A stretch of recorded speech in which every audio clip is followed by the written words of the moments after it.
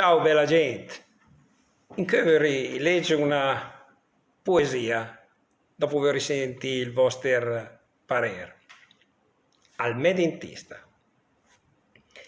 De solito, quando si nomina il dentista, ti viene indosso una sorta di stremissi, un qualcosa che ti scurisce anche la vista, al pensiero inciudà su stupendissi. Pensiero che il va mescias con la paura del dolore, che purtroppo vegnerà drea anche ben morisnà con la puntura, ma il sen come la va in sala mangiare.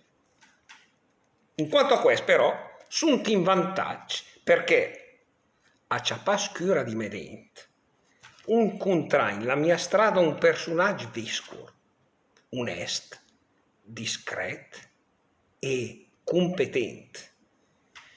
L'è una forza guardare il mio dentista e garantì di lui se può fidarsi.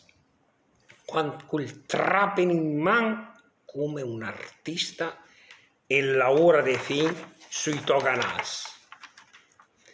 Sia che il strepa, che il meta, che il tampona, sia che il te metta a nuovo la vetrina, mi stravaca lì sulla poltrona in disoman mi senti un re.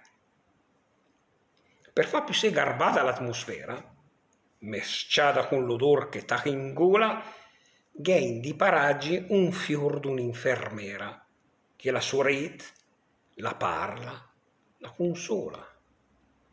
Poi la tenuta a resentare la bocca, la fissa su un foglietto l'appuntamento per la prossima volta che ti tocca e te viene via quasi contento. La pararia una roba nanca vera, quella che vuoi contare a cœur sereno, ma podaria giurare e son sincero. A sto dentista mi che veri bene. Bene, ciao amici dal Fabio di Cabaret Milano 2000 e Scuola di Milanese. Se sento, ma alla prossima, ciao!